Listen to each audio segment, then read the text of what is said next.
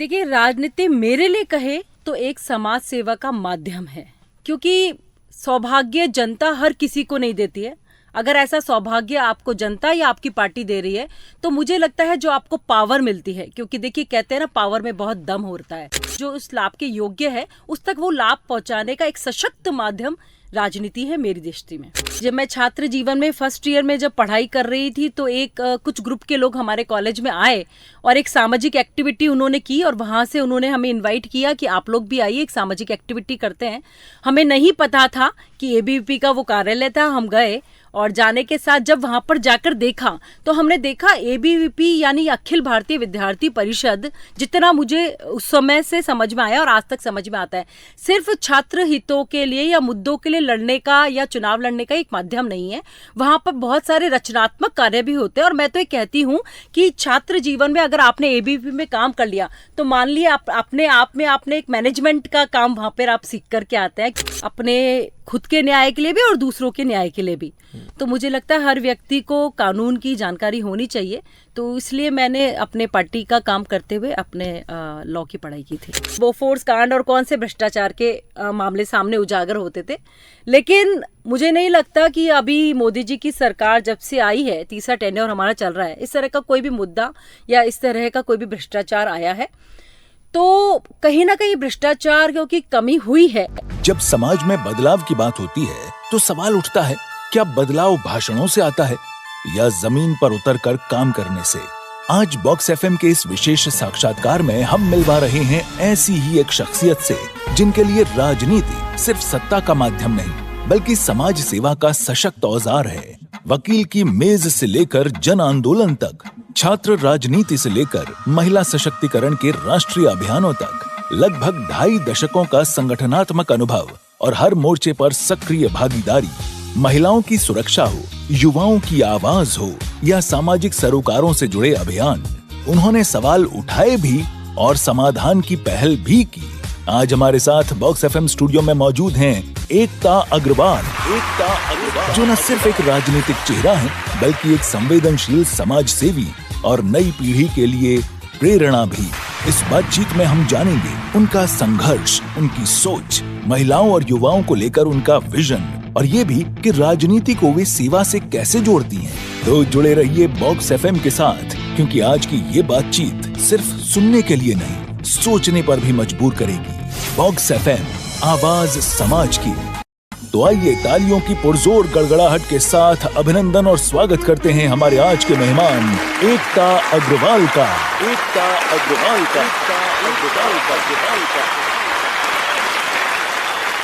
क्या बात है, मजा आ गया। विवेक मेरे साथ है, मैं हूँ मुकुल, मेरे साथ जो आज हमारी मेहमान है वो तो हैं एकता अग्रवाल जी। श्रीमती एकता अग्रवाल से सुश्री से लेके जो आज तक का सफ़र है उस पर हम उनसे बातें करेंगे, उनके बचपन की यादों को झकझोरेंगे। लेकिन सच मानो बॉक्स एफएम बहुत आह्लादित महसूस करता है जब किसी यंग पॉलिटिशियन को देखता है। पॉलिटिक्स ऐसा फील्ड है जहाँ पे अमूमन सन्नाटा छाया रहता है ना, अच्छे पढ़े लिखे मेधावी लोग कम देखते हैं, और महिलाएं अगर जिस तरह से राजस्थान में आगे आ रही हैं, मुझे लगता है भारत का भविष्य बहुत ही सुरक्षित हाथों में। विवेक, मेरी बात से सहमत नहीं? बिल्कुल, आपकी जो कुछ बातों से सहमत हूँ, कुछ से नहीं भी हूँ। जिनसे नहीं सहमत है वो पहले जिससे सहमत नहीं हूँ, अक्सर क्या है, सामान्य समाज में लोगों को यही लगता है कि राजनीति गुंडों का काम है, राजनीति अपराधियों का काम है, राजनीति बाहुबलियों का काम है, राजनीति धन बल के आधार पर आगे चलने वाले लोगों का काम है। लेकिन इसके हमारा आ गया, आपने जो सहमति दी उसी से पहला सवाल एकता जी, अभिनंदन के साथ आपको स्वागत, तो हमने आपका कर ही लिया। पॉलिटिक्स क्या है आपके लिए? देखिए, राजनीति मेरे लिए कहे तो एक समाज सेवा का माध्यम है, क्योंकि सौभाग्य जनता हर किसी को नहीं देती है।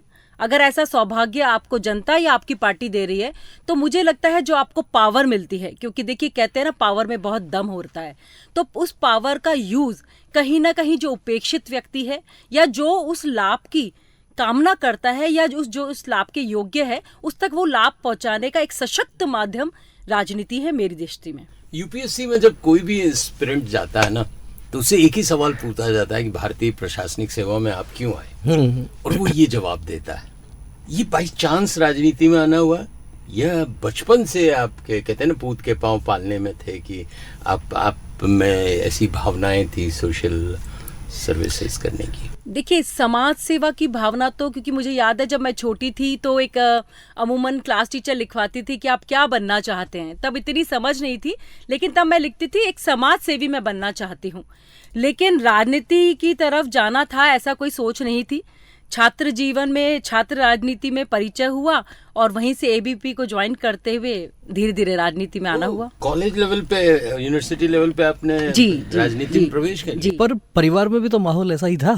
दादाजी जनसंघ में जिले की इकाई में रहे, घुट्टी में मिला है। हाँ, दादाजी जब जनसंघ में थे, फिर पिताजी भारतीय जनता पार्टी में रहे, माताजी ने चुनाव लड़ा, तो वो तो परिवार में माहौल तो उसी तरह का मिला होगा। जी बिल्कुल, परिवार में उसी तरह का माहौल मिला। और चाहे रामलला के मंदिर का आप देख लीजिए, क्योंकि मैं बहुत छोटी थी, मेरे मम्मी पापा कार सेवक रहे उस वक्त, या फिर आप जो भारतीय जनता पार्टी की जितनी भी यात्राएं हैं थी उसमें वो छोटा सा झंडा उठा करके हम कार्यकर्ता के रूप में चलते थे। और राष्ट्र प्रथम की भावना मैं देखिए बहुत ही प्राउड उसके साथ कहती हूँ, भावना के साथ, कि जो हमारी भारतीय जनता पार्टी है ना, वो ये कहती है और करती भी है। उनके आप जितना भी हमारा जीवन है उसमें आप देखेंगे कि राष्ट्र प्रथम हम मानकर चलते हैं, उस विचारधारा के साथ हम चलने वाले लोग हैं। और ऐसी ही पारिवारिक जो परिवेश था उसमें मेरा लालन पोषण हुआ, तो वो विचारधारा तो मेरे अंदर थी।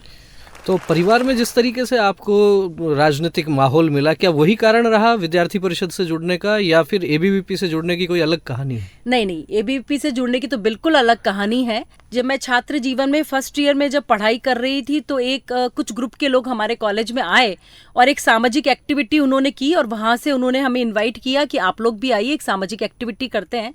हमें नहीं पता था कि एबीवीपी का वो कार्यालय था। हम गए और जाने के साथ जब वहाँ पर जाकर देखा तो हमने देखा एबीवीपी यानी अखिल भारतीय विद्यार्थी परिषद, जितना मुझे उस समय से समझ में आया और आज तक समझ में आता है, सिर्फ छात्र हितों के लिए या मुद्दों के लिए लड़ने का या चुनाव लड़ने का एक माध्यम नहीं है।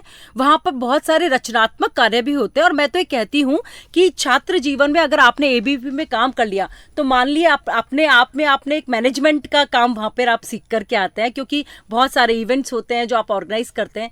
तो इस तरह से मैं वहाँ पे जुड़ी और जुड़ने के बाद एक बहुत बड़ा जुड़ाव हो गया था। सवाल उठता है कि स्टूडेंट लाइफ में पॉलिटिक्स बहुत अलग सब्जेक्ट नहीं लगता। आप जैसी प्रतिभावान स्टूडेंट अपना करियर आगे बनाने के लिए सोचे और कहाँ जैसे ठप्पा लग गया कि एबीवीपी की है तो फिर सारी चीजें चेंज हो गई। देखिए, चेंज नहीं, मैं तो कहती हूँ कि मुझे बहुत फायदा हुआ है एबीवीपी से आने का, बहुत फायदा हुआ है। क्योंकि जब मैंने स्कूल से निकल के विद्यार्थी परिषद में काम करना शुरू किया और उसके बाद की मैं जो एकता को देखती हूँ, मैं वो देखती हूँ कि बहुत अपने आप में एक बहुत चेंज था, एक क्लियर विजन उस एज में 18, 19, 20 साल की एज में क्लियर विजन था कि किस तरह से देश चलता है, क्या समाज सेवा होती है, कैसे पार्टी चलती है। तो मुझे लगता है कि एक वो जो फायदा उस वक्त राजनीतिक छात्र जीवन में जो कमाया वो राजनीतिक जीवन में भी मेरे बहुत काम आया। विवेक, मुझे लगता है सिर्फ एक भैरव सिंह शेखावत का कार्यकाल था जब राजस्थान में सत्ता रही और एबीवीपी को प्रमोशन मिला, दूसरी थी। बाकी कांग्रेस में तो जब शासन में रहे होंगे तो बड़े जबरदस्त डंडे ही पड़े होंगे। नहीं, इसमें मैं फिर असहमत हूँ आपकी बात से। जो आप कह रहे हैं कि भैरव सिंह जी की सरकार में प्रमोशन मिला होगा, मैंने बहुत सी परिस्थितियां ऐसी देखी हैं जब राजस्थान में भारतीय जनता पार्टी की सरकार रही है और विद्यार्थी परिषद के कार्यकर्ताओं को, पदाधिकारियों को सड़क पर संघर्ष करते हुए, पिटते हुए देखा है। खूब लाठियां बरसाई गई हैं विद्यार्थी। कोई लाठी खाई? मैंने बहुत लाठियां खाई है, कांग्रेस सरकार में भी खाई और भाजपा सरकार में भी खाई। मुद्दों पे बहुत सारे मुद्दे होते थे, कभी छात्र हितों से जुड़े हुए मुद्दे थे, कभी फीस से लेकर के मुद्दे हुए थे, कभी एक ऐसा बहुत बड़ा मुद्दा था जब कांग्रेस सरकार की पार्टी थी और मैं छात्र संघ अध्यक्ष थी, तो गिरजा व्यास जी माननीय थी कांग्रेस के, वहाँ पे गिरजा व्यास दीदी थे उस वक्त। तो उस वक्त कुछ छात्राओं से अभद्रता की गई थी कांग्रेस पार्टी कार्यालय के बाहर, तो हमने एक बहुत बड़ा धरना प्रदर्शन किया था। तो इस तरह के तमाम मुद्दों पे हम लोग लड़ते रहे, भिड़ते रहे। फिर उस पुलिस वाले की शक्ल देखी जिसने लकड़ी मारी थी? बहुत शक्लें देखी थी। और दूसरे दिन बैकफुट पे आकर के, इनफैक्ट उसी दिन जिस दिन ये आंदोलन हुआ था तो बीच बाजार में गिरजा व्यास जी आई थी और हमसे माफी मांगी थी। ये उनका बड़प्पन था। भाई, बहुत अच्छी बात है गिरजा व्यास जी, लेकिन उस जिस अधिकारी ने ऐसा किया, अगर कभी गलती से एकता अग्रवाल सीएम बन गई तो क्या होगा? वो याद करेगा कि यस। चलिए, ये मैं मजाक की बात है, आगे आ जाते हैं सफर पे। आपने लॉ किया जी, और लॉ से लव भी किया थोड़ा थोड़ा। फिर पॉलिटिक्स से लव, लॉ को इतर रखते हुए, या हर लॉयर पॉलिटिशियन हो सकता है क्योंकि तर्क करना तो उसको आता है? नहीं नहीं, देखिए मैं जब क्योंकि जब पार्टी में काम कर रही थी, पार्टी संगठन में काम कर रही थी, तो एजुकेशन तो होनी चाहिए। इसलिए वकालत, क्योंकि कहते हैं ना कि कानून आपको अगर पता हो तो आप कहीं पे भी फेल नहीं होते, अपने खुद के न्याय के लिए भी और दूसरों के न्याय के लिए भी। तो मुझे लगता है हर व्यक्ति को कानून की जानकारी होनी चाहिए, तो इसलिए मैंने अपने पार्टी का काम करते हुए अपने लॉ की पढ़ाई की थी। जब आपने पार्टी में प्रवेश किया जी, तो कैसे स्वागत हुआ आपका? मतलब एक बैकग्राउंड में आपके दादा परदादा पॉलिटिशियन है, ये देखते हुए वंशानुगत वेलकम हुआ, या आपकी एक खुद की स्ट्रेंथ? नहीं, बिल्कुल भी वंशानुगत नहीं मिला, क्योंकि जब हमने पार्टी में काम करना शुरू किया, एक तो एक युवा मोर्चा के एक छोटे से कार्यकारिणी सदस्य के रूप में काम किया और लगभग 10 वर्ष उसमें काम किया। फिर युवा मोर्चे का सफ़र रहा, फिर महिला मोर्चा का, फिर प्रवक्ता का, और आज तो कहीं पे भी वंशानुगत तो वैसे भी देखिए मैं बहुत ही गौरव से कहती हूँ, और मेरे को बहुत ही इस बात का बहुत आनंद होता है कि हम उस पार्टी से आते हैं जब परिवारवाद नहीं चलता, तो मुझे भी परिवार का कोई फायदा नहीं मिला। मैं इसी बात पर आने वाला था कि काम करते हुए, चूंकि पहचान तो जो है वो है, माताजी ने भी चुनाव लड़ा है, पिताजी संगठन में रहे, दादाजी संगठन में रहे, और फिर आप भी विद्यार्थी परिषद से युवा मोर्चा से फिर महिला मोर्चा और पार्टी में जिम्मेदारी आपको मिली। तो आसपास के जो कार्यकर्ता जो इस सारी पृष्ठभूमि को जानते हैं, उनके भीतर तो एक कसमसाहट होती होगी कि एकता अग्रवाल को तो वो पीछे वाला वो बड़ा फायदा मिल रहा है। नहीं होती, क्योंकि उन्होंने मेरे संघर्ष को भी देखा है कि कैसे एकता अग्रवाल ने लाठियां खाई विद्यार्थी परिषद में, कैसे एकता अग्रवाल 2005 में ही एक कार्यकारिणी सदस्य के रूप में आई। 2 टेन्योर में 10 साल मैं युवा मोर्चा की कार्यकारिणी में सिर्फ सदस्य के रूप में गई। बहुत सारी मैंने रैलियों में भाग लिया, धरने प्रदर्शनों में भाग लिया, तो मैंने ऐसा अमूमन नहीं देखा। और जैसा कि मेरा एक नेचर है, जितना मुझे अभी तक समझ में आया है या फीडबैक मिला है, कि मैं लोगों से बहुत मिलजुल करके रहती हूँ, अपने समकक्ष कार्यकर्ता या जो हमारे बड़े लोग होते हैं उन सबसे मिलकर रहती हूँ। तो मुझे नहीं लगता किसी ने इस प्रकार का कोई फीडबैक दिया है। नहीं, वैसे भारतीय जनता पार्टी बहुत आक्रामक रहती है इन विषयों को लेके, वंशवाद और परिवारवाद की। और मेरे को तो किसी कवि की 2 पंक्तियां याद आ गई कि जातिवाद परिवारवाद का सब तूफान चलाते हैं, जेब कतरने वाले दर्जी की दुकान चलाते हैं। वाह वाह वाह, मैं ताली नहीं बजाऊंगा। एनीवे, आगे बढ़ाते हैं इस दौर को। बहुत अच्छा लग रहा है कि पढ़े लिखे लोग पॉलिटिक्स में आते हैं। केक्स वक्त तो नहीं है पॉलिटिक्स, संघर्ष भी करना पड़ा होगा। प्रवक्ता होना एक बहुत बड़ी बात होती है, प्रवक्ता बहुत वेल इक्विप्ड होता है किसी भी टॉपिक पे।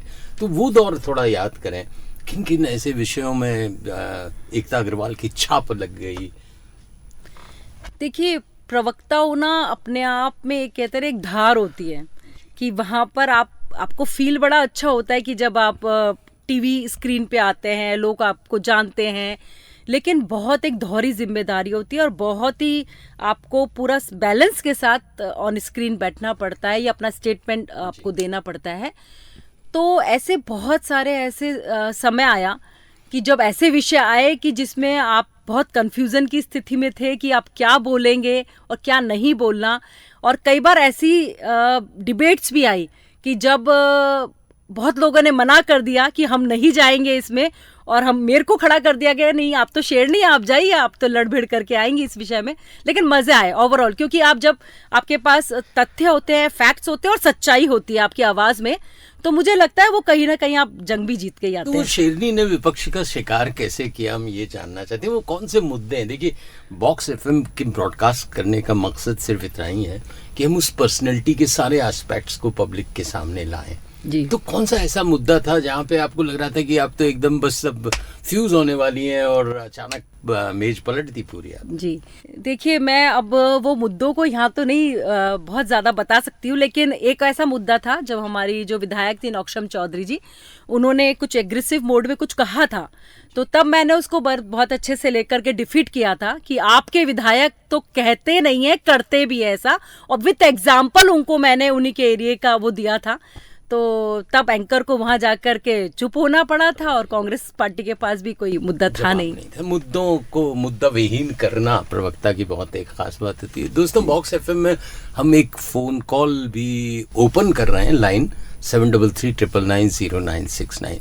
ये पोस्टर्स में भी है, बॉक्स एफएम का ऐप अगर आपके पास है तो उसमें भी एक फ़ोन का चिन्ह है, बस उसको टच करिएगा तो डायरेक्ट स्टूडियो से लिंक हो जाएंगे। चैट बॉक्स है जिसमें बहुत सारे लोग अपने मन की बात कर सकते हैं। मोदी जी के मन की बात वाली अलग चीज़ है, यहाँ आप एकता जी से अगर कुछ कहना चाहते हैं तो मन की बात आप कर सकते हैं। विवेक, चैट बॉक्स भरना शुरू हो गया है। जी बिल्कुल। सोनम जो है वो पूछना चाह रही हैं एकता जी से कि आप युवा नेता हैं और आपको क्या लगता है कि कैसे पॉलिटिक्स में युवा नेताओं की संख्या बढ़ाई जा सकती है।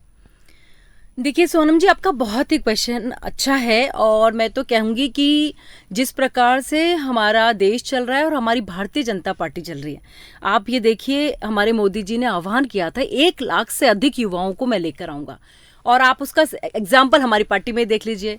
जो हमारे राष्ट्रीय अध्यक्ष बने नितिन नवीन जी, वो एक्सपीरियंस है लेकिन बहुत कम उम्र में, 45 की उम्र है उनकी, और वो राष्ट्रीय अध्यक्ष बन के आए हैं।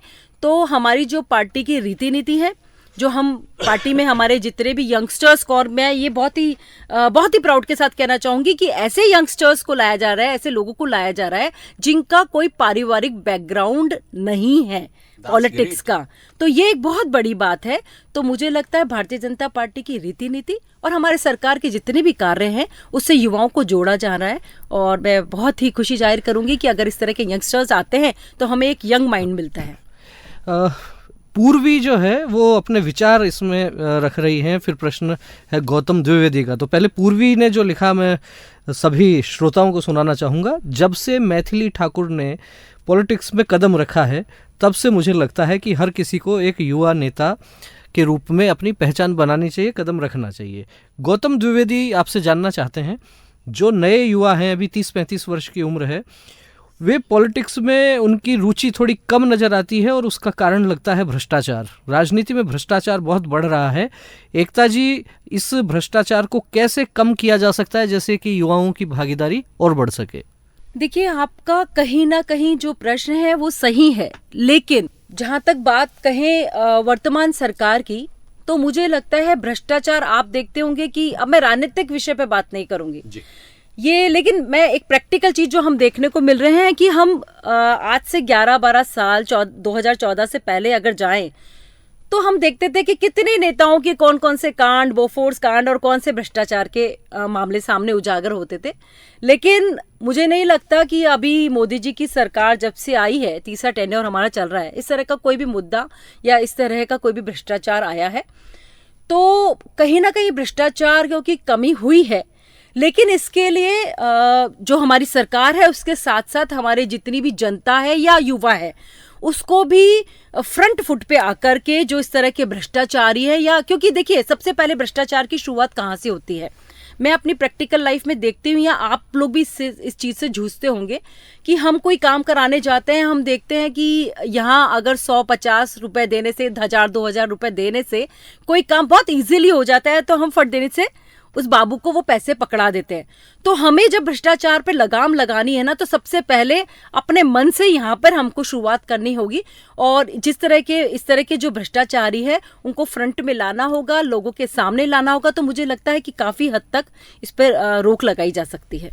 एक सवाल उभरता है भ्रष्टाचार से जुड़ी हुई बात जब चली है। कपूर चंद कुलिश राजस्थान पत्रिका के संस्थापक थे, धारा प्रवाह ने एक किताब लिखी थी, उन पे जो जीवनी थी, उनका कहना था कि राजनेता की छवि इस बात से नहीं बनती कि वो कितने जानकार लोगों के काम करता है जी। उसकी छवि इस बात से बनती है कि कितने लोग जो उसे नहीं जानते हैं उनके लिए वो जूझता है जी। उनके लिए काम करता है, उनके लिए वो दिन रात दौड़ता है।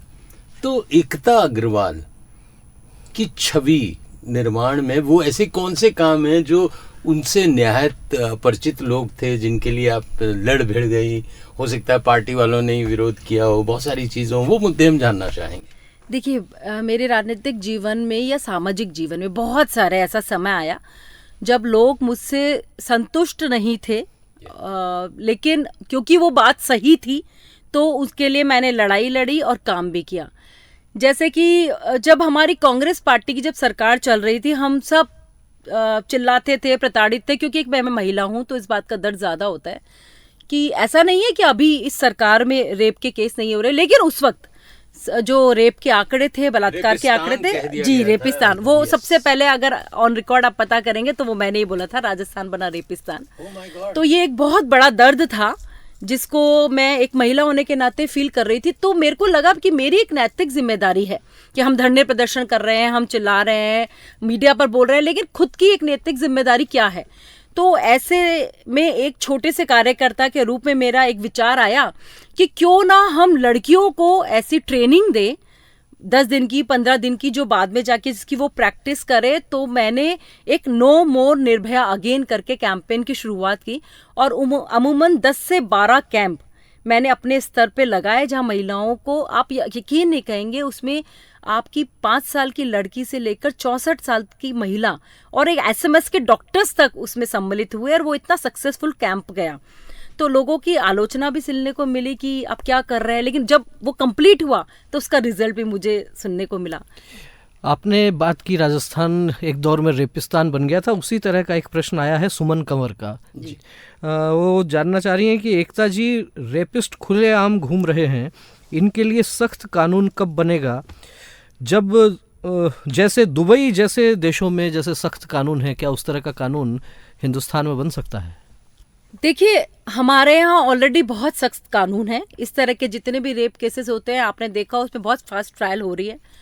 और मैं एक महिला होने के नाते, एक सामाजिक जीवन में होने के नाते, एक राजनीतिक जीवन में होने के नाते मैं इस बात की प्रशंसा करती हूँ और मैं कहती हूँ स्ट्रांग रूप से, ये मेरा व्यक्तिगत मानना है कि इस तरह के और भी सख्त कानून हमारे देश में होने चाहिए। क्योंकि जब आप रेप होता है ना, तो एक महिला का बलात्कार नहीं होता, उसकी आत्मा का बलात्कार होता है। तो मुझे लगता है जितने अधिक से अधिक सख्त कानून इसमें हो सकते हैं वो होने ही चाहिए।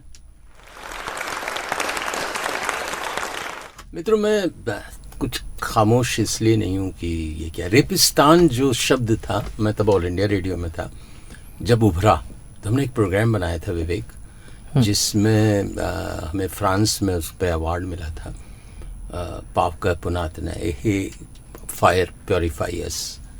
तो उसकी थीम यही थी कि हर जगह, हर कहीं भी, मतलब माँ की कोख में भी लड़की सुरक्षित नहीं है।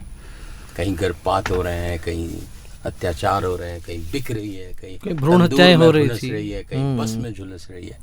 और हमारे एक बहुत ही अच्छे दोस्त हैं रविंद्र उपाध्याय, उन्होंने एक गाना हमें स्पेशली इसी पे बनाया था, कब तक होता रहेगा नारी के साथ अत्याचार, और जब एक नारी सपोर्ट पे आती है तो निश्चित रूप से भारी पड़ती है। ये बहुत ही संवेदनशील विषय है, ये पुरुषों के लिए विषय नहीं है, ये एक इंसानियत के लिए बहुत बड़ा प्रश्न चिन्ह है। तो जब एकता अग्रवाल उसमें डूबी तो पुरुषों का विरोध तो मिला ही होगा, उसमें कोई शक ही नहीं है कि भाई बहुत ज्यादा क्यों प्रचार कर रही हैं। लेकिन स्त्री को सक्षम बनाने के लिए एक आपने अभियान छेड़ा था, तो उसके बारे में थोड़ा सा पब्लिक को बताएं। देखिए, वैसे तो जो मैंने अभियान छेड़ा था, नो मोर निर्भया अगेन, मुझे लगता है ये वैसे हमारी सरकार कर भी रही है। तो मुझे लगता है देश की जितनी भी स्कूल्स है, जितनी भी संस्थाएं हैं, उसमें होना चाहिए। क्योंकि कहीं ना कहीं इस अभियान का व्यक्तिगत लाभ मुझे मिला, क्योंकि जिसमें जो वहाँ पे जो ट्रेनिंग दी लड़कियों को, महिलाओं को, वो थी सिर्फ 10 दिन की ट्रेनिंग, कि उसमें ये सिखाया जाता था कि अगर आप पे कोई अटैक कर रहा है अचानक, तो आपको कैसा रिवर्ट करना है। तो जब आपको ऐसी ट्रेनिंग आती है, तो जब आपके ऊपर कोई भी इस तरह का कभी आप फंस जाते हैं या इस तरह की आपके साथ घटना होती है, तो मुझे लगता है सबसे पहला आपके अंदर कॉन्फिडेंस होना चाहिए। तो उस कॉन्फिडेंस को जगाने के लिए इस तरह के अभियानों को या इस तरह की ट्रेनिंग्स की मुझे लगता है बहुत ज़रूरत है। और ये ट्रेनिंग मैंने खुद ने ली हुई है। तो जब इस प्रकार की जब ये घटनाएं, हमारे राजस्थान इस बार में जूझ रहा था महिलाओं के अत्याचार के मामले में, तो फिर मेरे मन में बहुत सारी पीड़ा थी। तो मेरी एक अपनी खुद की एक टीम है, और टीम नहीं कहूँ, मेरे फ्रेंड्स हैं, मेरे जो साथी हैं, वो जो दिन रात मेरे साथ खड़े रहते हैं सिर्फ सामाजिक कार्यों में, वो आए, उन्होंने अपना एक मुहिम उठाई और घर घर जा कर के मालवीय नगर जो हमारा विधानसभा क्षेत्र है जहाँ मैं रहती हूँ, वहाँ हर गली गली जाकर के उन्होंने लोगों को टच किया और हमने अपने सहयोग से वहाँ 10 दिन की उनको ट्रेनिंग दी और जो उस ट्रेनिंग का रिजल्ट निकल के आया ना, वो हमारे लिए अकल्पनीय था और वो आगे भी जाके ट्रेनिंग बढ़ती गई। तो मुझे लगता है कि जितने भी मुझे लोग सुन रहे हैं या सरकार है या जिस इस तरह की संस्थाएं हैं या समाज सेवी हैं, इस तरह की ट्रेनिंग महिलाओं को, लड़कियों को देनी चाहिए अगर उनकी हमको रक्षा करनी है तो। बहुत खूबसूरत बात, बहुत बढ़िया बात कही। हमने बॉक्स एफएम के माध्यम से एक जैकी चैन की बहन निकाली थी, राखी चैन, जो बहुत जनता को बताती रहती है कि किन किन पॉइंट्स ऐसे हैं जहाँ पे आपको सेंसिटिव होना चाहिए और संभलना चाहिए। अगर लिफ्ट में सामने कोई अकेला है, जी बिल्कुल, ऐसे बहुत सारे मुद्दे थे। तो हम चाहेंगे कि बॉक्स एफएम इस अभियान में आपके साथ है। मुझे नवीन जैन साहब याद आ रहे हैं, स्पर्श का उनका जो अभियान है, good touch bad touch, 6 lakh लोगों तक वो पहुंच चुके हैं। सो एकता अग्रवाल थक कैसे गई? नहीं, थकी नहीं, मेरी अपनी व्यस्तता थी और उस व्यस्तता के बीच में मैंने समय निकाल के किया और कहीं ना कहीं अभी भी मैं इस अभियान से जुड़ी हुई हूँ और मेरी मंशा है कि मैं इस अभियान को और भी आगे लेकर के जाऊंगी। यस, मशाल थामी है, बॉक्स एफएम आपके साथ है, बिल्कुल बॉक्स एफएम आपके साथ है इस अभियान में। और इस तरह के जितने भी सामाजिक सरोकार होते हैं उसमें हम प्रयास करते हैं कि हमारी जो जिम्मेदारियां हैं उनका निर्वहन करें और हर एक व्यक्ति अपनी अपनी जिम्मेदारियों का निर्वहन करेगा, देश और समाज के लिए अपनी जिम्मेदारियां समझेगा, तभी मुझे लगता है हम निश्चित रूप से मानव और मनुष्य कहलाने के अधिकारी हैं। जी। अब आ जाए सवाल फिर पॉलिटिशियंस पे। आज के युग में बहुत ही निष्पक्ष बोलना चाहूँ, आंख बंद करके बोल लूं। ज़मीर नहीं होता, बदल जाते हैं, जुबान के पक्के नहीं होते, मतलब सिर्फ स्वार्थ की ज़मीन पे सोचते हैं। अशोक गहलोत से ये सवाल पूछा गया था जब वो चीफ मिनिस्टर बने थे। मैंने प्रश्न मंच में पहला सवाल था, राजनीति एक दलदल है और छल कपट, पीठ में छुरा, सब कुछ होते हुए कैसे अपने आप को निश्चल रख पाते? देखिए, एकता अग्रवाल की तो पहचान ही यह है कि फियरलेस और सही का साथ देने में। और मैं तो कहती हूँ कि मेरे पास खोने के लिए कुछ नहीं है, क्योंकि जैसा मैं अमूमन कहती हूँ कि देश हमें देता है सब कुछ, हम भी तो कुछ देना सीखे। तो मुझे लगता है कि अभी तो मुझे सब कुछ मिला ही मिला है, मैंने तो बहुत कम रिवर्ट किया है, तो इसलिए मुझे किसी बात का डर लगता नहीं है। और निष्पक्ष होकर, निस्वार्थ होकर के मुझसे जितना अगर कोई मैं देने लायक हूँ तो वो ले सकता है। लेकिन मन में कोई ना कोई लक्ष्य तो निर्धारित किया होगा। अभी ये जो बात है वो कहने के अनुसार बहुत अच्छी बात लगती है, हमें देश के लिए निश्चित रूप से करना भी चाहिए, लेकिन जब राजनीतिक क्षेत्र में हम काम करते हैं तो हमारे सामने लक्ष्य होते हैं, महत्वाकांक्षाएं होती हैं। और मैंने शायद माननीय प्रधानमंत्री जी के मुंह से ही एक बार ऐसा सुना है कि राजनीति में महत्वाकांक्षाएं होना अच्छी बात है, लेकिन ये और अच्छी बात है कि उसके साथ आप सकारात्मक रूप से जुड़े रहें, सकारात्मक रूप से आप काम करें।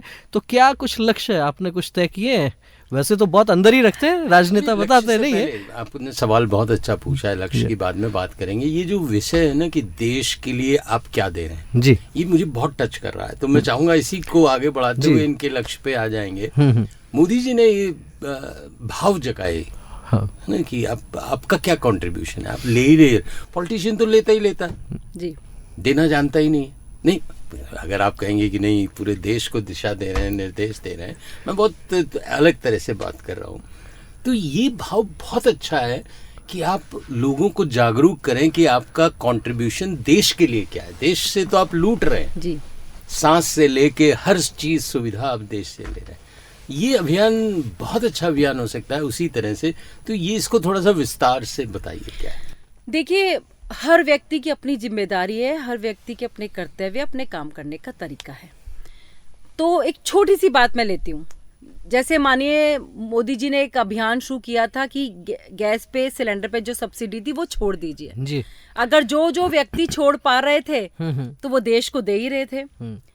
बहुत बड़े हमारे देश में काम ऐसे हुए जिसमें छोटे छोटे हितों का त्याग करना पड़ा। मैं अमूमन रूप से बहुत सारे ऐसे विषय आते हैं जब मैं कहती हूँ कि जब हमको छोटे छोटे अपने त्याग करने पड़ते हैं, लेकिन अगर उसका वृहद रूप में हम जब देखें कि हमारे देश को एक लार्ज स्केल पर उसका फायदा हो रहा है, तो मुझे लगता नहीं है कि ऐसे हितों का त्याग करने में कोई बुराई है। तो वही मुझे लगता है कि मेरी जितनी भी क्षमता है या जो मानव शरीर मुझे इस धरती पर मिला है, क्योंकि देखिए मैं बहुत ही अभी कह रहे हैं ना, मेरे रोंगटे खड़े हो रहे हैं, क्योंकि मेरा पारिवारिक जीवन ऐसा निकला कि संघ पृष्ठभूमि थी। जब हम वहाँ पे देखते आए हैं, सुनते आए हैं, पढ़ते आए हैं, और अब भारतीय जनता पार्टी में काम कर रही हूँ, तो हमारे लिए देश सबसे पहले है। अगर आज भी मुझे कोई बोले, ठीक है आज मैं सेना में नहीं हूँ, इच्छा थी कहीं ना कहीं जाने की, लेकिन वो दिशा नहीं मिली या भाग्य में नहीं था, लेकिन अगर आज भी कोई मुझे बोले, क्योंकि जब मैंने जब कोरोना की फर्स्ट वेव चल रही थी या सेकंड वेव चल रही थी, तो मैं अपने घर में नहीं बैठी। मेरे घर वाले मुझे मजाक में कहते थे कि कोरोना स्प्रेडर आ गई है हमारे यहाँ। मैं बस्तियों में जाती थी, जितना मेरे सक्षम है अपना धन का भी योग करती थी, लोगों को अंत तक पहुंचाती थी। तो अगर आज भी मुझे कोई बोले ना कि आपको जाने के लिए बॉर्डर पे खड़ा होना पड़ेगा, तो मुझे लगता नहीं है कि मेरे मन में एक भी संशय आएगा, क्योंकि इस बात को मैं मानती हूँ, जीती हूँ। मुझे लगता है हमारा जो देश है ना, आप देखिए जब पाकिस्तान से हमारी लड़ाई होती है या क्रिकेट का मैच भी हम खेलते हैं ना, तो जो देशभक्ति वो जाग के आती है ना, तो वो प्रत्येक भारतीय में है। तो इसलिए मैं कहती हूँ कि देश हमें देता है सब कुछ, हम भी तो कुछ देना सीखे। तो कभी ऐसा समय आएगा तो मैं पूरी तरह देने के लिए तैयार हूँ। निश्चित रूप से बहुत ही प्रेरणादायक विचार जो है वो एकता अग्रवाल जी ने अभी रखे। देशभक्ति, राष्ट्रभक्ति, नेशन फर्स्ट वाली बात हो रही है। और बात आपने ये भी की कि मोदी जी ने कहा गैस सिलेंडर की सब्सिडी छोड़ने के लिए। मैं चूँकि पत्रकार हूँ, यायावर हूँ, घूमता फिरता रहता हूँ, लोगों में बैठता हूँ, जनमानस में एक विचार उस समय बहुत चर्चा में रहा। बहुत लोग खुलकर ये बात कहने लगे कि मोदी जी कह रहे हैं सब्सिडी छोड़ दीजिए जो सक्षम है, और बहुत लोगों ने, लाखों लोगों ने सब्सिडी छोड़ दी। लाखों लोग, करोड़ों लोग ये भी कह रहे हैं कि जो चुने हुए जनप्रतिनिधि हैं वे भी तो कुछ छोड़ें, वे भी अपनी पेंशन छोड़ें, अपना वेतन छोड़ें। यदि सक्षम है, हजारों करोड़ के मालिक हैं, और फिर सरकार से उस चीज़ का पैसा ले रहे हैं जो कि काम भी नहीं हो पा रहा है। संसद कितने दिन चलती है, विधानसभा कितने दिन चलती है, और वेतन कितना करोड़ों में बन जाता है। ये जो विषय है, जो आम जनता कह रही है नेताओं को कि आप भी तो जरा कुछ छोड़ के देखिए, इस पर क्या कहना चाहेंगे? मैं पूरी तरह आपकी बात से सहमत हूँ कि जो व्यक्ति सक्षम है उसे कहीं ना कहीं इन सब चीज़ों को छोड़ना चाहिए, समाज में अपना योगदान देना चाहिए। और देखिए, मैं तो पार्टी लाइन से हटकर के भी एक बात कहना चाहती हूँ कि इस तरह की मुहिम की भी एक शुरुआत होनी चाहिए। मैं बहुत सारे विधायक, सांसद ऐसे देखती हूँ कि उनको पूर्व का वेतन भी मिल रहा है, आगे का भी मिल रहा है। तो मुझे लगता है कि एक व्यक्ति को एक समय का ही लाभ मिलना चाहिए, और मुझे लगता है कि जीवन में रोजी रोटी चलाने के लिए इतना बहुत है, ईश्वर ने दिया है, काफ़ी है भाई। क्या बात है, बहुत अच्छा विषय इस समय चल रहा है। देखिए, छोटे छोटे स्वार्थ होते हैं, इन्हीं से बड़े समुद्र बन जाता है। ऐसे ही छोटे छोटे त्याग होते हैं, वो भी महासमुद्र बन सकते हैं। तो ये इस तरह की सोच पैदा करना अपने आप में एक बहुत बड़ी बात है। एकता जी से जानना चाहूँगा, किस पॉलिटिशियन ने दिल को गदगद कर दिया मोदी जी के अलावा? सुषमा स्वराज जी। क्या बात है, क्या खास बात? क्योंकि उनसे मैं मिली तो एक बार ही हूँ, जब वो बहुत बीमार थी और बहुत लास्ट समय था, जयपुर आई थी। लेकिन जो उनकी वाणी है ना, जो वाणी में सरस्वती बैठती है, और उसकी वाणी के साथ जो उनका आचार विचार रहा, जितनी मेरी समझ है अभी तक, मुझे लगता है कि एक मतलब जो भारतीय नारी की हम एक कल्पना करते हैं ना, कि भारतीय नारी भारतीय श्रृंगार से भरपूर होनी चाहिए, भारतीय गुणों से भरपूर होनी चाहिए, उसमें लक्ष्मी, सरस्वती, दुर्गा सभी के रूप होने चाहिए। और तो मुझे लगता है कि मेरे लिए एक सुषमा स्वराज जी एक अपने आप में एक बहुत बड़ा नाम आपने है। बड़ी बिंदी नहीं लगाई है उनकी। जी, जी बिल्कुल। बाकी तो आप मन उन्हें कॉपी। अब आ जाए मोदी जी की मन की बात। जी, है ना, प्रधानमंत्री नरेंद्र मोदी ने एक नए आयाम स्थापित किए पॉलिटिक्स में जी, और महिलाओं के लिए बहुत बड़ा स्थान दिया जी। How do you see that? देखिए, मैं फिर से कहना चाहूँगी कि अमूमन मैं भी देखती हूँ, और जैसा सबने फील किया है, क्योंकि हमारी सरकार जब जब आती है ना, तो उसमें बहुत बड़ा योगदान महिलाओं का होता है। शायद आप लोग तो पत्रकार हैं, तो आपको ज़्यादा बेटर पता होगा, सर्वे बताते हैं। क्योंकि जितना काम जब से हमारे देश की प्रधानमंत्री मोदी जी आए हैं जब सरकार में, तो हमने देखा कि महिलाओं के सशक्तिकरण के लिए एक नए आयाम रचे गए। आप कोई सी भी देख लीजिए, उज्ज्वला की बात कर लीजिए, शौचालय की, घर घर शौचालय की बात कर लीजिए, या फिर क्योंकि मैं राजनीति में हूँ, तो आप राजनीतिक प्रतिनिधित्व की बात कर लीजिए। 33% जो आरक्षण दिया वो कमाल। मोदी जी ने ही दिया है अपने ही खिलाफ। जी। और इसके अलावा भी आप देखिए कितनी महिलाएं रोज रोज, आज आप देखिए हर स्टार्टअप में आपको नए नए स्टार्टअप में महिलाएं नजर आती हैं। तो वो कहीं ना कहीं जो भारतीय जनता पार्टी की सरकार की जो रीति नीति है, जो योजनाएं हैं, जो उनको लोन दिया जा रहा है, उसके मुझे कहीं ना कहीं परिणाम है। तो मुझे लगता है मोदी जी अमूमन गुजरात में तो कहते हैं ना, हर व्यक्ति आदमी के आगे भाई लगता है, लेकिन मोदी जी ने नरेंद्र भाई मोदी का काम किया है, भाई बनने वाला काम किया है महिलाओं के लिए। That's great. So अजय, कौन सा मन की बात का ऐसा एपिसोड था जिसने माइंड को, जिसको कहते हैं ना, हिला दिया, और रिवोल्यूशनरी जिसे मान सकती हैं आप? जी देखिए, मोदी जी के अमूमन तो सभी मन की बात में कुछ नया नया नया हमेशा ही होता है, क्योंकि वो बहुत एक सर्च के बाद में बना हुआ होता है और बहुत अलग अलग लोगों से अलग अलग कामों से वो मिलवाते हैं। अभी लास्ट वीक ही मैंने देखा कि एक भजन क्लबिंग की उन्होंने बात की कि जहाँ यंगस्टर्स बहुत अपने एक तो कल्चर की तरफ जा रहे हैं और एक भजन कर रहे हैं बहुत ही संयमित ढंग से, बैलेंस में, और अपने रूट्स पे लौट रहे हैं, और वो कहीं ना कहीं नशे से भी दूर हो रहे हैं। तो मोदी जी ने ऐसा आह्वान किया और दिखाया, जहाँ शायद बेंगलोर या कहीं का था, कि वहाँ हो रहा है। तो मैंने भी 14 फरवरी को इस तरह के एक इवेंट की शुरुआत हमारे मालवीय नगर में की है।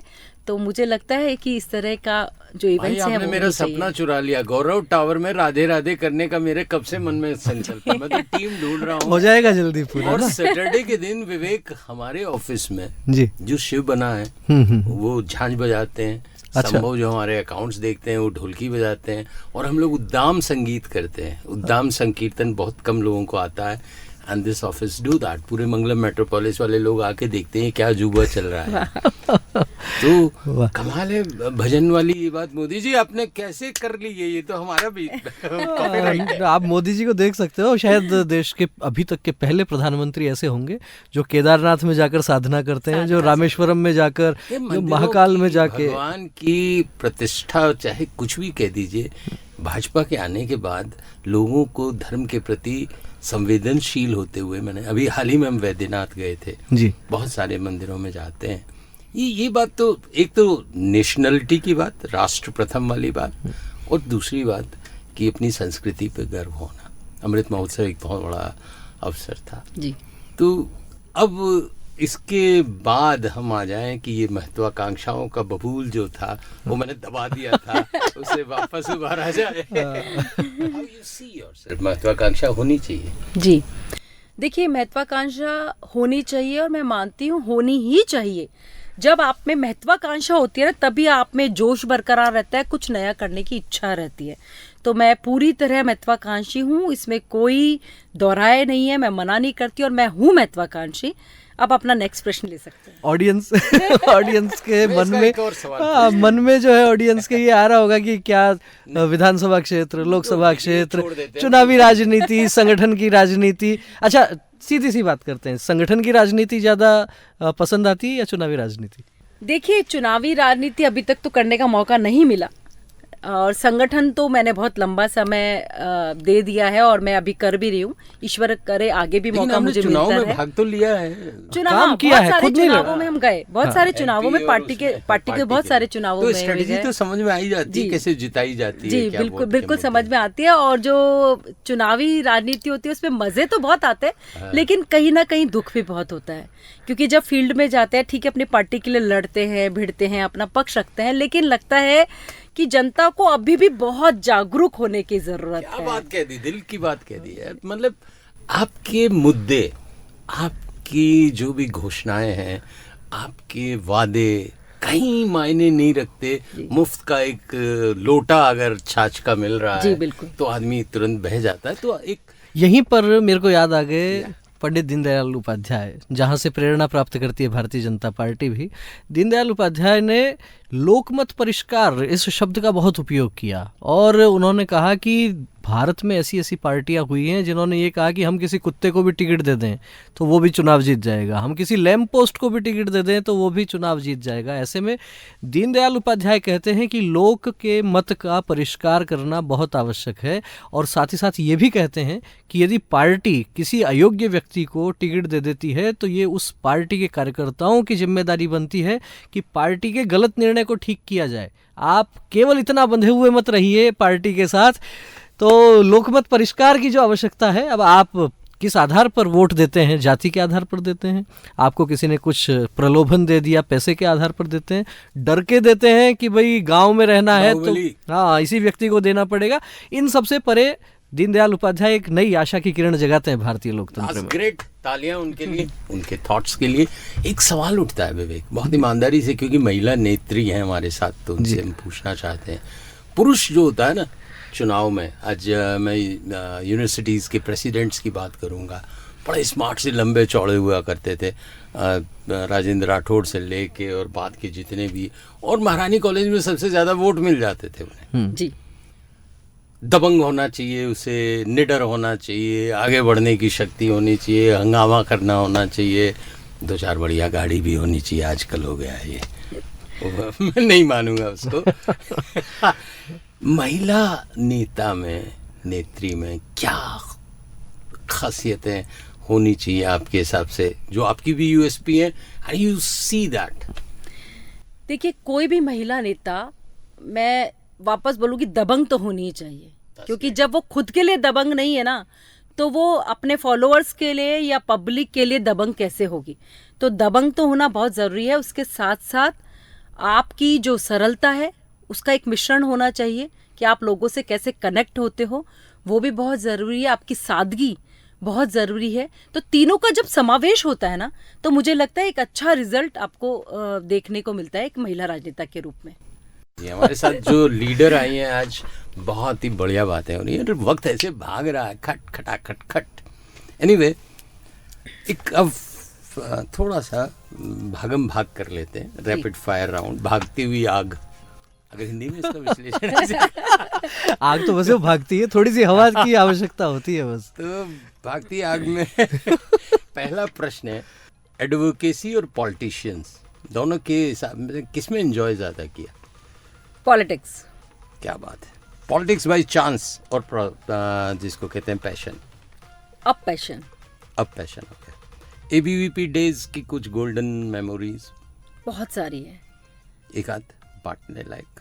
जो एक तो मैंने बताई कि शिक्षा के भगवाकरण पे जब काम हो रहा था, तो मैंने बहुत अच्छे से सुना और उस पर बहुत अच्छे से काम किया, और उसका जो रिवर्ट मिल के आ रहा था ना, तो मुझे लग रहा था कि लोग जो हमारे इतने सालों से हमारे ऊपर, हमारे दिमाग पर जो एक छवि बनाई गई है, हमें झूठ पढ़ाया जा रहा था, एनसीईआरटी की बुक्स में भी बहुत सारा झूठ था, तो वो जो हमने अभियान किया, तो मुझे लगता है उसका बहुत अच्छा रिजल्ट निकल के आया। तो मेरे लिए एक बहुत अच्छा ये अभियान रहा। आपने शिक्षा के भगवाकरण की बात कर दी, 2 लाइनें याद आ गई, आप अनुमति दें तो सुना दूं? उस समय जब शिक्षा के भगवाकरण की बात थी, मेरा बहुत मंचों पर जाना आना होता था, तो मैं 2 पंक्तियां अक्सर बोलता था जो मेरे हृदय के बहुत नजदीक हैं, कि तुम खूब कुराने पढ़ो किंतु हमको भी वेद पढ़ाने दो। क्या बात है। तुम खूब कुराने पढ़ो किंतु हमको भी वेद पढ़ाने दो, चंदा से बैर नहीं लेकिन सूरज को अर्घ चढ़ाने दो। क्या बात है, क्या बात है विवेक जी की। एनीवे, डिबेट जो आपकी, डिबेट नहीं कहूँगा उसे, मतलब तर्क जो अदालत में चलते हैं वो, या election speech? Election speech. That's great. ये तो वन वर्ड खटाखट ट्रोल होने पर क्या करती हैं? इग्नोर, ब्लॉक या डिबेट? इग्नोर। That's great.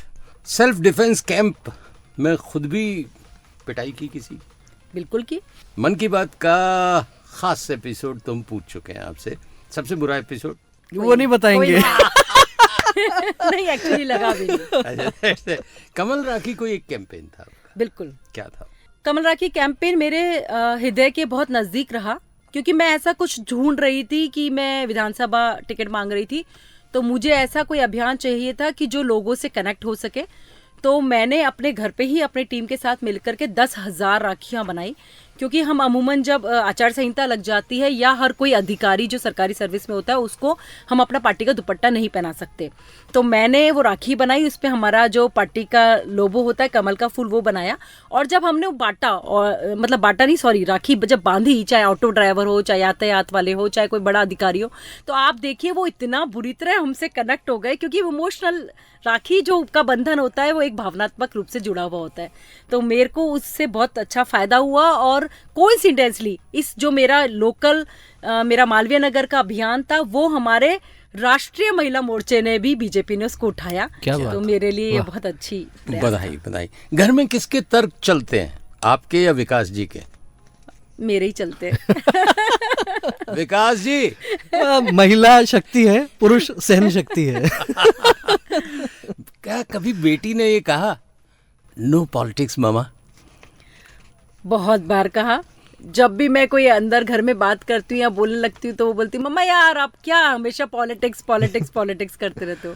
तो बहुत बार सुनने को मिलता है। लेकिन हमने घर में तो कभी पॉलिटिक्स नहीं चलाई। नहीं नहीं, बिल्कुल नहीं चलाई। That's great. बहू सास छोड़ दिया? नहीं नहीं नहीं, मेरी मदर इन लॉ मैं कहना चाहूंगी, क्योंकि यहाँ आपको सबको सुनना चाहिए कि हम कहते हैं ना कि एक सफल पुरुष के पीछे महिला होती है।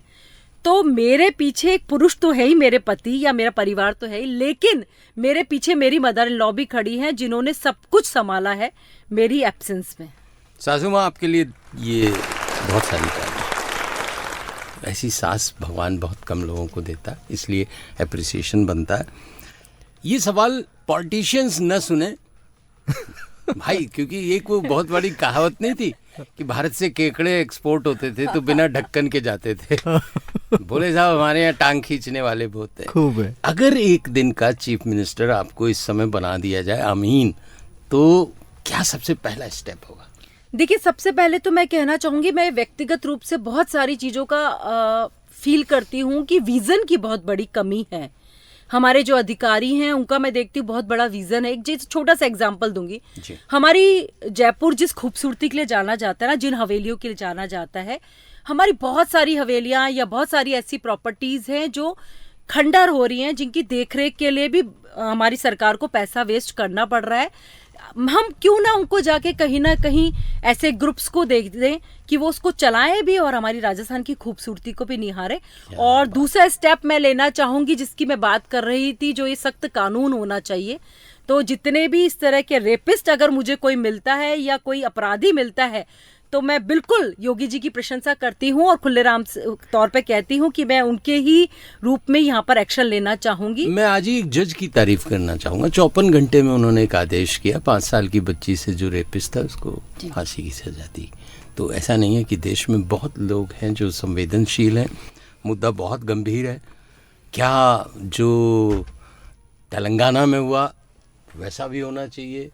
कहीं ना कहीं कोई समाधान ढूंढना ही पड़ेगा ऐसा जो कठोर, जिसको मानव आयोग और मानवीय संवेदनाओं से परे रखते हुए सिर्फ अपराध की दृष्टि से देखा जाए। जो मैं कहना चाहता हूँ समझ गए होंगे, जो नहीं समझे हो कोई बात नहीं, अनाड़ी है।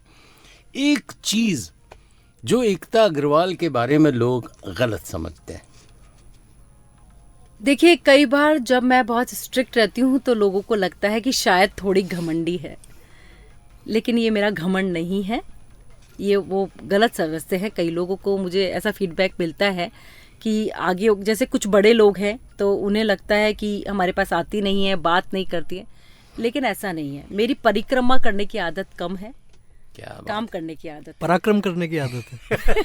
ये हर उस स्त्री का दर्द है जो स्वावलंबी है, जो आत्मनिर्भर है, योग्य और है। जो योग्य रखती है उसके लिए एक, कहते हैं जिसकी सॉलिड स्टील रीड की हड्डी हो, उसके दुश्मन अपने आप ही बन जाते हैं, वो बनाता नहीं है। तो एकता जी उस भाव को हम समझ पाते हैं। नेटफ्लिक्स, न्यूज़ या लीगल बुक्स? न्यूज़। क्या बात है, पॉलिटिकल जी। रैली, स्पीच और रेडियो इंटरव्यू? स्पीच। मर गए। We thought box FM interview की बात होगी, कोई बात नहीं। यूथ को पॉलिटिक्स में क्यों आना चाहिए? देखिए, यूथ को पॉलिटिक्स में इसलिए आना चाहिए क्योंकि स्वामी विवेकानंद जी को मैंने थोड़ा बहुत पढ़ा जी। कि वो कहते थे, उन्होंने कहा था एक बार कि अगर मुझे 100 युवा बन जाए तो मैं इस देश की दशो दिशा बदल के रख दूंगा। और जैसा हम भी कभी यूथ फेज से निकल के आए, विद्यार्थी परिषद में काम किया और अभी मैं बहुत सारे यंग लोगों से मिलती रहती हूँ, बच्चों से, तो मुझे लगता है कि अलग ही जज्बा होता है, एक जोश होता है। अगर वो जोश सही दिशा में कन्वर्ट हो जाए, अगर वो पॉलिटिक्स में आ जाए, तो मुझे लगता है उसका समाधान हमें, जो अभी हमें भ्रष्टाचार की बात हो रही थी ना, वो भी काफी हद तक हमें को कमी देखने को मिलेगी। बहुत सारी तालियां। रैपिड फायर को इन्होंने एकदम फायर कर दिया, एग्जिट फायर कर दिया। Anyway, चैट बॉक्स में और बहुत से लोगों के मैसेज आ रहे हैं। ईशा लिख रही हैं, thank you for an inspiring programme Ekta ji and box FM. How can youth connect with your noble initiatives. और उन्होंने ये भी कहा है कि जयपुर और दिल्ली में एक एनजीओ चलाती हैं, स्टूडेंट हैं। सुमन कंवर ने भी अपना संदेश भेजा है, गजेंद्र राठौड़ ने, पूर्वी की हमने बात कर ली, गौतम द्विवेदी हो गए, सोनम, बहुत से लोगों ने चैट बॉक्स में अपने विचार भी रखे, कार्यक्रम को लेके हमारा उत्साहवर्धन किया है, उनको बहुत बहुत धन्यवाद। थैंक यू दोस्तों, बहुत बहुत शुक्रिया। $1 मिलियन क्वेश्चन बाकी है अभी। एक प्रश्न मैं पूछूंगा और एक प्रश्न विवेक पूछेंगे, आखिरी जिसे कहेंगे। वक्त हमने आपका बहुत लिया। एकता अग्रवाल की स्माइल का राज। मन से खुश होती हूँ क्योंकि मैं। That's great answer. मन से खुश रहती हैं, लेकिन जिस तरीके से हमने आपके बारे में कुछ जानकारी की, आपने विधानसभा चुनाव के लिए टिकट मांगा और टिकट उस समय नहीं मिला, किस तरह का मन रहा, आगे फिर प्रयास करेंगे, और साथ में बहुत से लोग और भी होंगे जो उस कतार में हैं। क्या लगता है कि एकता अग्रवाल में क्या है जो सबसे अलग करता है? USP। एकता अग्रवाल में क्या है कि टिकट बाकी सब लोगों के बजाय वहीं आना चाहिए? देखिए, मैंने पहले भी कहा, फियरलेस, सही को सही कहने वाले ऐसे बहुत कम लोग होते हैं और मैं उन लोगों में से हूँ। और मेरे पास खोने के लिए कुछ नहीं है, जितना भी है मैं दे सकती हूँ अपनी विधानसभा को, अपने लोगों को। That's great answer। मन की बात होती है, प्रधानमंत्री करते हैं। आखिरी 1 मिनट हम एकता अग्रवाल को दे रहे हैं। बॉक्स एफएम पूरे वर्ल्ड में 170 देशों में जाता है, देश में भी संपूर्ण जगह प्रसारित होता है। जो भी ऐप, जहाँ जहाँ नेटवर्क है वहाँ बॉक्स एफएम है। तो आप as a leader, as a mother, as a young lady, जो भी उनको कुछ कहना चाहें, उनको अपील करना चाहें, कोई भी मुद्दे हो, मुद्दे आपकी पसंद के हों, जहाँ यू वांट की पब्लिक शुड सपोर्ट यू। देखिए, सबसे पहले तो मैं कहना चाहूंगी कि जहां पे भी आप गलत देखते हैं ना, उसका विरोध कीजिए, क्योंकि एक नई शुरुआत तभी होगी जब हम विरोध करेंगे। क्योंकि मैं बहुत बार ऐसे मुद्दों से गुजरी हूँ, ऐसी परिस्थितियों से गुजरी हूँ जब मैंने देखा है कि गलत हो रहा है लेकिन हम उसका विरोध नहीं कर रहे। और दूसरी चीज मैं ये कहना चाहूंगी, क्योंकि जितने भी लोग मुझे सुन रहे हैं, कि अगर कहीं किसी को आवश्यकता होती है तो हम सब एक बहुत छोटा छोटा माध्यम है, तो सब मिलकर के उस आवश्यकता की पूर्ति के लिए हम सरकार के लिए या किसी जनप्रतिनिधि के लिए वेट ना करें। हम में बहुत बड़ी ताकत है, हमको ईश्वर ने, हमारे देश ने बहुत बड़ी ताकत है दी है, तो हम सब उसका यूज करें। एकता जी, दिल की पोर पोर से, हृदय की पोर पोर से, हिंदी में अगर बहुत शुद्ध हिंदी में कहूँ तो आपका हम आभार व्यक्त करते हैं। आपने बहुत अच्छी बातें कही और एकदम नॉन पॉलिटिकल ये प्रोग्राम हुआ है, बजाय कि कांग्रेस को उसको दूसरे आरोप प्रत्यारोप, वो छिछली बातें नहीं हुई हैं। तो बहुत अच्छा लगा। बॉक्स एफएम का मंच सदैव आपके लिए एकदम, जिसको कहते हैं ना कि हाजिर है। अगर आप कोई भी अभियान इस तरह का चलाना चाहें, जहाँ जन समूह को जोड़ना हो, जहाँ जनता से आपके मन की कोई अच्छी बातें करनी हो, तो आप के लिए द्वार खुले हुए। आभार, आभार, आभार।